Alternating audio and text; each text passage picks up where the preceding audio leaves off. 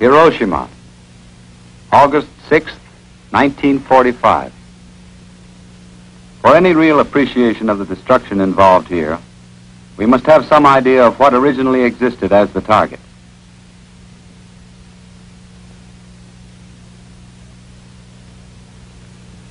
If Hiroshima, as it existed before the bomb exploded, were to have been located in the United States, it would have been slightly smaller than Miami or San Diego, but larger than Dayton. It would have contained about as many people as Wyoming.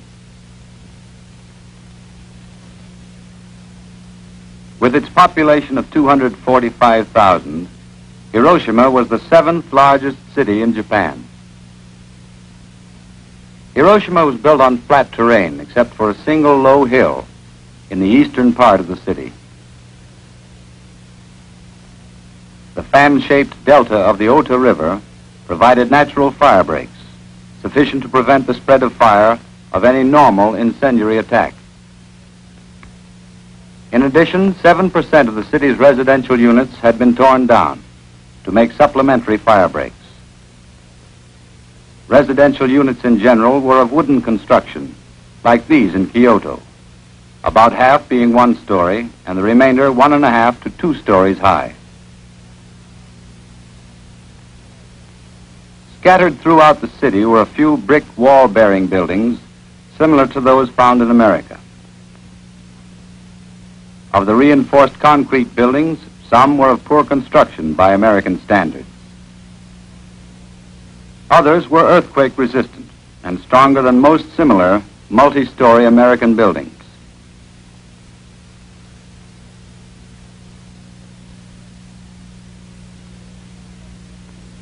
Structural steel was chiefly reserved for industrial plants.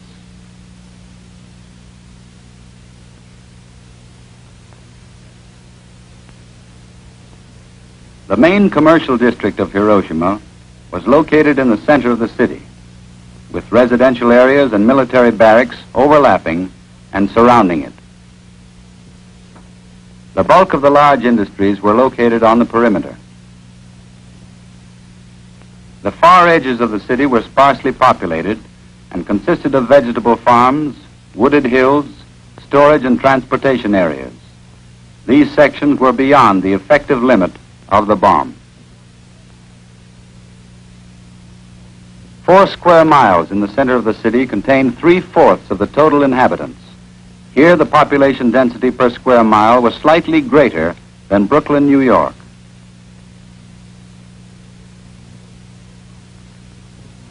Living conditions in Hiroshima were comparable to these seen in Kyoto.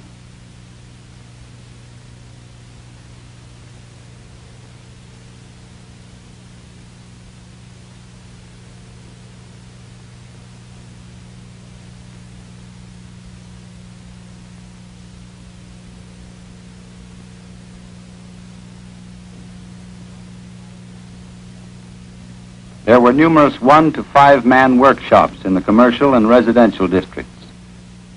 These provided 1/4 of the city's total industrial production.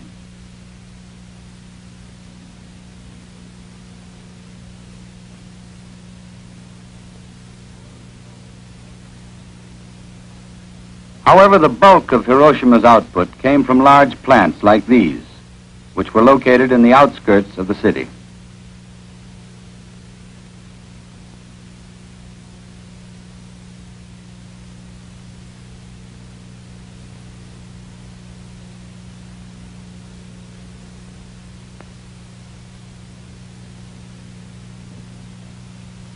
Transportation and communications were well developed. Waterworks and sewage disposal plants were modern. Power and light facilities were up to date.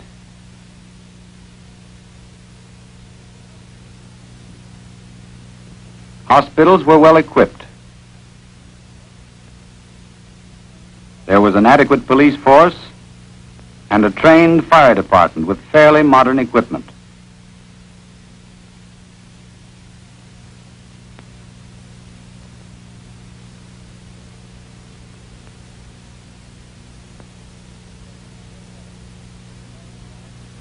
These, then, were the elements which characterized Hiroshima on the morning of August 6, 1945.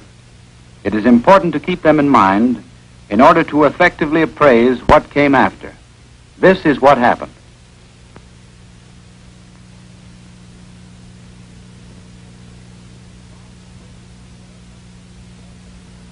The bomb exploded in the air some distance above this point on the ground, which we shall call Ground Zero. The extent of material damage can be illustrated by superimposing the same area over Washington, D.C., where we can well imagine the effect of a similar bomb on the normal political, military, and economic functions of the capital. The atomic explosion achieved its results at Hiroshima by the release of energy in three forms: blast, heat, and radiation.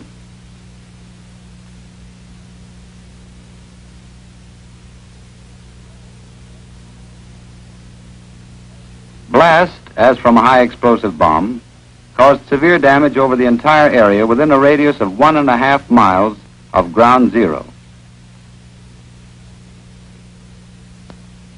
Radiation, as from X-rays or radium, ultimately caused the death of almost everyone who was fully exposed up to 1/2 mile from Ground Zero.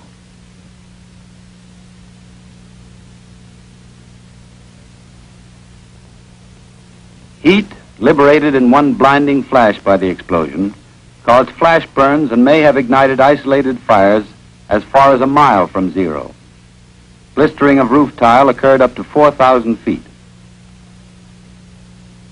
But the majority of initial fires in buildings originated from secondary sources, such as short circuits and kitchen charcoal fires when buildings were collapsed by blast. These hundreds of fires burning simultaneously resulted in a firestorm, the combined heat of the multiple conflagrations eventually drawing air into the vortex at a velocity of 30 to 40 miles an hour.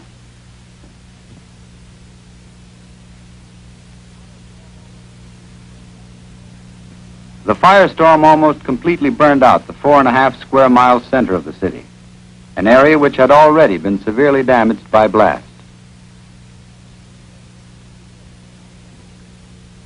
In this area, 50 buildings of reinforced concrete remained standing.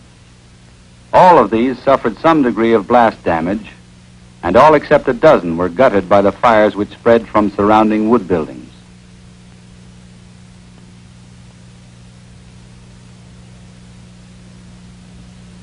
Severe blast damage to one-story light steel frame buildings was extensive over an area of 3.5 square miles, the damage extending on an average of slightly over 1 mile from Ground Zero.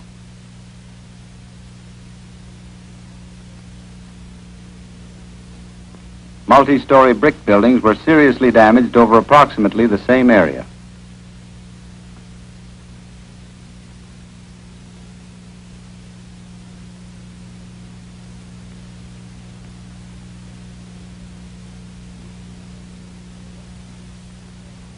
Wood domestic buildings were wrecked within a 6 square mile area, up to 1.5 miles from Ground Zero.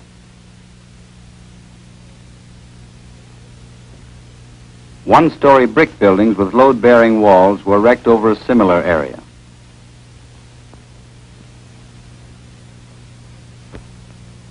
Damage to machinery depended upon the construction of the buildings in which it was housed. In wood frame buildings, 95% of the equipment was rendered unusable, mostly by fire and debris. On the other hand, in reinforced concrete buildings, only 25 to 30% was seriously affected.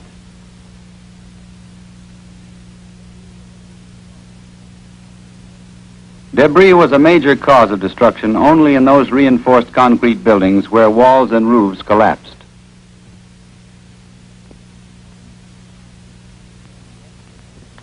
Of the machines housed in steel frame industrial buildings, about 5% suffered damage primarily caused by the movement of structures, which crushed or overturned adjacent equipment. The subsequent exposure to the weather was what rendered most of the remaining equipment unserviceable. In all, 62,000 buildings in the urban area were destroyed and 6,000 severely damaged.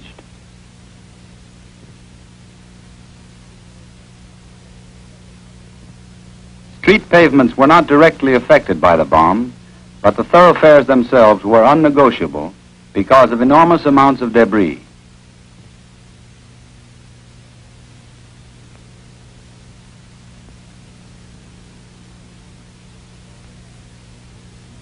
Steel and concrete bridges, although damaged, remained usable.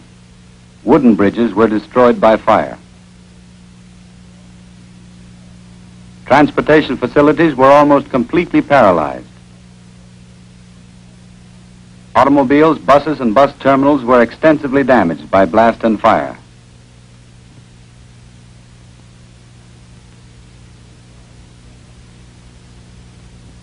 Streetcars were burned out. But railroad rolling stock losses were generally light because of their location at the perimeter of the bomb's range. Through service was resumed 2 days after the attack.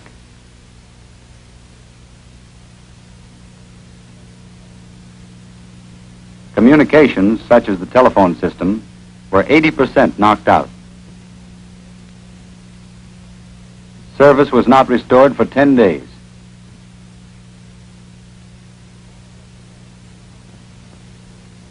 The water reservoir, 2 miles from the blast center, made of reinforced concrete and earth covered, was undamaged.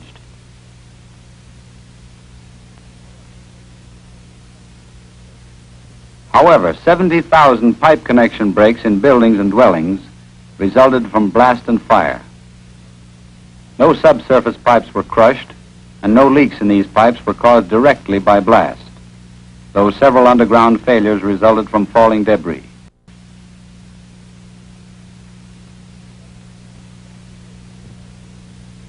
Pressure in the city dropped to zero because of the connection breaks and the damaged domains where they crossed damaged bridges. 6 sewer pumping stations were rendered inoperable by fire and blast.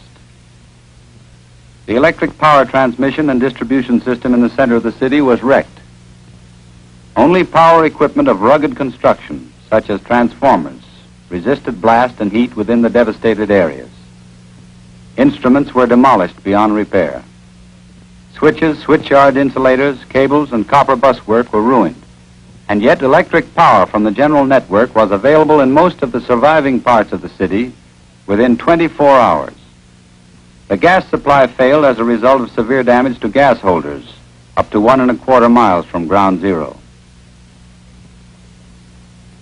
Medical facilities were virtually wiped out. All but 3 of the 45 civilian hospitals were at least temporarily neutralized. The casualty rate of occupants of hospitals within 3,000 feet of ground zero was practically 100%. In many cases, basic structures remained intact, but falling plaster, fire, and flying glass caused the casualties. 90% of the 200 doctors in the city were killed or injured. 1,600 out of 1,700 nurses were killed or injured. Firefighting and rescue units like these were stripped of personnel and equipment. It is unlikely that any municipal fire department in the world could have prevented the firestorm at Hiroshima. The immediate effect of the annihilation of Hiroshima among the survivors was uncontrolled terror accompanied by hysterical activity or flight from the city for shelter and food. Within a few days, however, people had started their return, and the task of reconstruction began. Each family had to do what it could, as there was no organized plan for rehabilitation.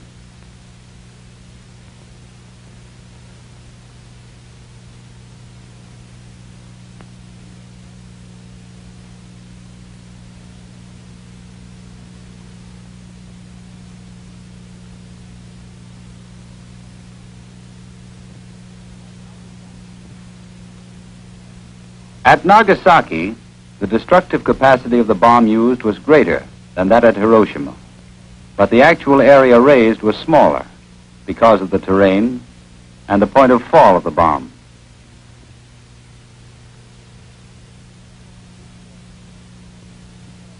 The area completely devastated was less than 2 square miles compared to Hiroshima's 4.5 square miles.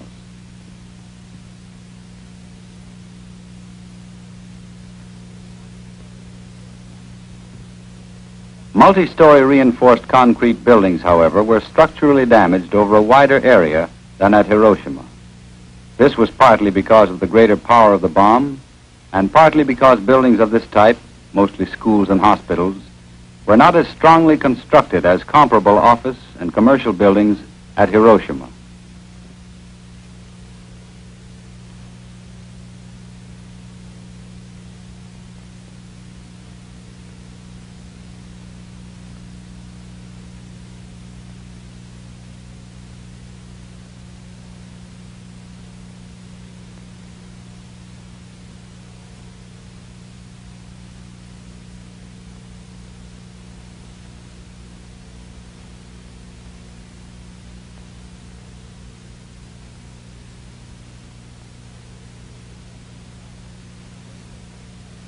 Destruction to factories was greater at Nagasaki because of the city's position as an armament center and because of the location of these plants nearer the blast center.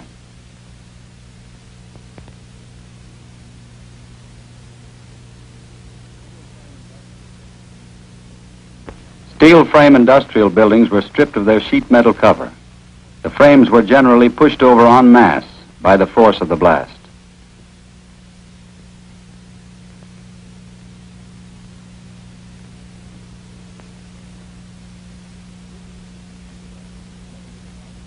The 3 Mitsubishi firms, together with the dockyards, were responsible for 90% of the industrial output of the city.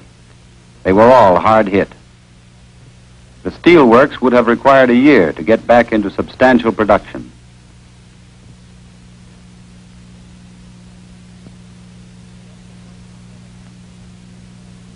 The electric works, on the other hand, could have resumed production at a reduced rate within 2 months.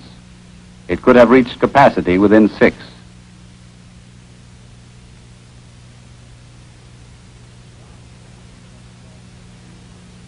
The arms plants would have required 15 months to reach 2/3 of their former capacity.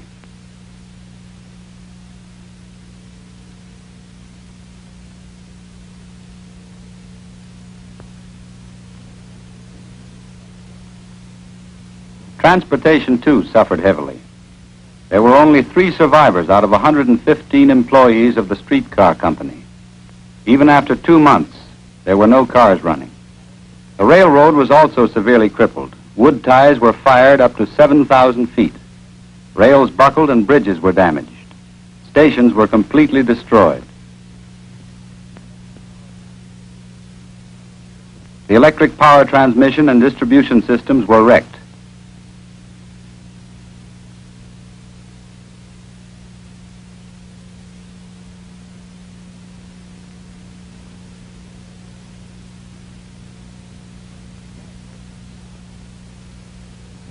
Gas holders were knocked out. Medical facilities fared badly. The medical college and 80% of the city's hospital beds were located within 3,000 feet of ground zero. They were almost completely destroyed. Casualties for the city as a whole, however, stood at 50% less than at Hiroshima.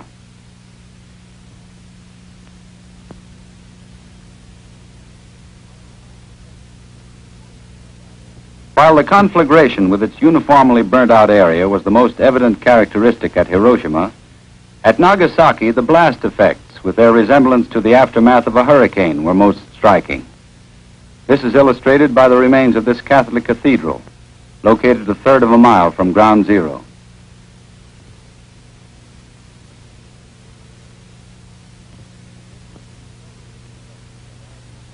The difference in the totals of destruction to lives and property between the 2 cities suggests the importance of the special circumstances of their layout and construction.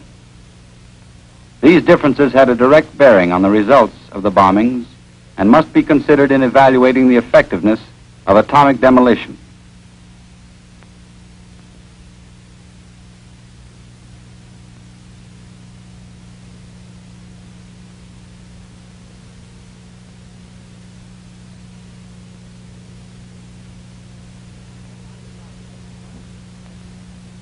Had Nagasaki been flat, and had it been completely built up with no water, wooded areas, or intervening hills, the damage area would have been considerably greater than at Hiroshima.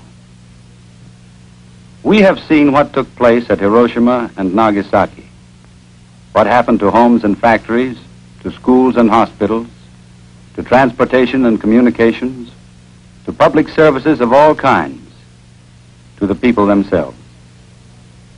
From these scenes, we have some measure of the magnitude of the disaster which would befall an American city under an atomic bomb attack.